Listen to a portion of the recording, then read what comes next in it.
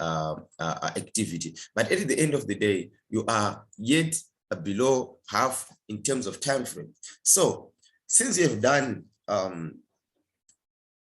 5 kilometers in 1 month, it means you can now delay other days before you start activity B or before you start the second phase, right? That is the next 5 kilometers. Why? Because the first part was done in the shortest period of time, right? The shortest path was done in the shortest period of time. In the shortest period of time. So, sorry, let me attend to another student. I think there's someone whom I forget to send the link. So he is asking. Okay, thank you. So the free float now, it allows you to delay, right? To delay the activities. But when you delay the activity, you must make sure that you don't affect the earliest starting period of the next activity, right? Remember, we have activities A, B, C, and or D, right? Then we have thirdly, what we call a project float. We have what we call a project float. What is a project float? It is the amount of time an activity can be delayed without delaying externally imposed project completion date. When you are talking of externally project completion date now, we are talking of dates that were given by external stakeholders, not the management, not the employees. Let us talk of the customer or the government as an external stakeholder can say, whatever you are going to do, you must do maybe in the space of 3 months. You cannot go beyond that. This is the external completion date that was imposed on the project by the external stakeholders. Here you need to note something. Project float, right, cannot be delayed because it is more of a direct a command, right? It is more of an imposition. It might be a regulatory one. It might be industrial laws. 2. It might be a labor laws. 3. That may cause the project to have its own fixed end date. So I'm sure you have seen these floats, the differences on these floats. And if the question comes asking you to differentiate 3 types of critical path method floats, you can now differentiate using definitions. Whenever a question asks you to differentiate, you define the question, you explain in your own words, and you give an example, right? Then you move to the next question. In other words, if you're asked to differentiate floats in a critical path, you need to define total float, you explain it, and you give an example. You move on to free float, you define, you explain, and you give an example. All right. How exactly can we find a float? How exactly can we find a float? All right. These are the formulas. The formulas are given, or you must know the formulas beforehand.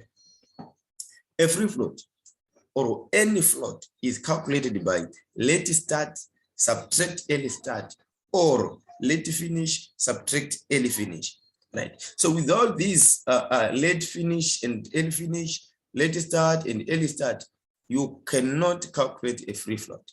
You cannot calculate a total float. You cannot calculate a project float, because this is the time to delay. For you to know that how many days, how many hours, how many minutes may I use to delay the next start or the next finish, it is done through knowing the last and the first, right? The last and the first.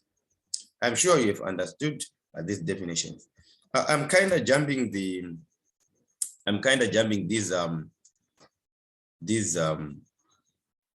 slides because the last time we did, students were asking to first know how to write a schedule, or how exactly can they fill in a schedule, right? They wanted to know how exactly can they fill in the schedule. Okay, let us now start with the schedule today. Let us start with the schedule before we go on to the network diagram. Let us go to the schedule before we go to the network diagram. Right. There's another issue. I don't remember if I saw it on Telegram or on WhatsApp, where a student was asking about a network. What exactly is it? Right. A network and a schedule, they are two different things, but a schedule is the mother or the foundation of a network. Why? Because that's where we do our calculations. That's where we plug off our own figures. We plug them off the schedule to create a network. Without a schedule, it will be very difficult for you to do the network. But those who are good with numbers can just do without the schedule. But usually exams may ask you to fill in the schedule. After that, you draw a network diagram, right? You draw a network diagram. These diagrams they are different. They are Gantt charts, they are critical path analysis. There are many, but mostly they ask the critical path analysis. That's the most one that you need to know in and out, because it can be asked from any angle. All right. As you can see, I'm sure you are accessing your screen. You can see what I've shared with you. The earliest starting time and the late finishing time calculations, right? We have the activity, we have the duration, we have the earliest starting time, we have the earliest finishing time. That is seen by the formula earliest starting time plus duration. We have the the latest finishing time, that is calculated by the latest finishing time plus the duration. And we have the LFT, right? Here it's all about playing with figures, or what we call subject of formula, right? It's about playing with figures and a subject of formula, right? Let me start with activities, right? Let me start with activities. First, you have activity 1 and activity 2, activity 1 to activity 3, activity 2 to activity 4, activity 3 to activity 4. You don't need to worry about these activities because they are given.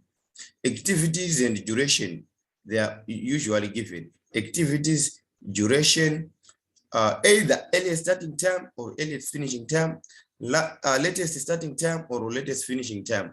One or two of those things must be given for you then to calculate the remaining two, right? They give you three figures here: the duration, EST or LFT, or EFT and LST. Then you need to play around with the figures. You need to play around with the figures. So in this case, we were given the EST and the LFT, right? EST and LFT. And we have the formulas now. If we want to find EFT, given that we have the EST and the duration, we need to apply a formula. Let me check if I have it here. Right. We need to apply this formula. This is the most important formula that you need to use. You need to apply these formulas, right? Instead of float here, you can put duration. Instead of float, you can put duration. It is just different names that are being used. That's the benefit of knowing the terminology of the module. They can use any other name to confuse you, but meaning the same thing. So if we know these formulas, then it will be easier for us. It will be easier for us to fill in these remaining parts. Unfortunately, this one is everything. I would like to give you as some sort of a homework and see how you are going to do it. So first, we are giving the EST on activity 1. Between activity 1 and activity 2, we have 0 early starting time, right? We have 0 early starting time. However, we want to calculate the earliest finishing time or earliest finishing period. For us to do so, we must say EST plus the duration, because we want to find the finishing time here, right? We are given the starting time and the duration. For us to know when are we going to finish this activity, sorry, to know when exactly are we going to, are we going to finish earlier, the earliest time that we must use is our benchmark to finish activity 1.2 or 1 and 2 is 6 days, because we said 0 plus 6, 0 being the earliest starting time and 6 being the duration. That is denoted by the formula EST plus TIJ. The TIJ representing the duration, representing the duration. So we are going to do on each and every activity, right? On activity 1 to 3, we are going to say 0 plus 5. On activity 2 to 4, we are going to say 6 plus 10. If you see, or if you follow these numbers under the EFT, these ones, they are just the addition of earliest starting time and the duration, right? Note that these figures, we may need them to construct, or we need them to construct a network diagram, a CPA network diagram. It is important for you to calculate them accurately, but failure to do so, if the schedule is wrong, even the network diagram will be wrong. All the calculations will be wrong, including the floats and the slacks. They will be wrong, including even the critical path itself.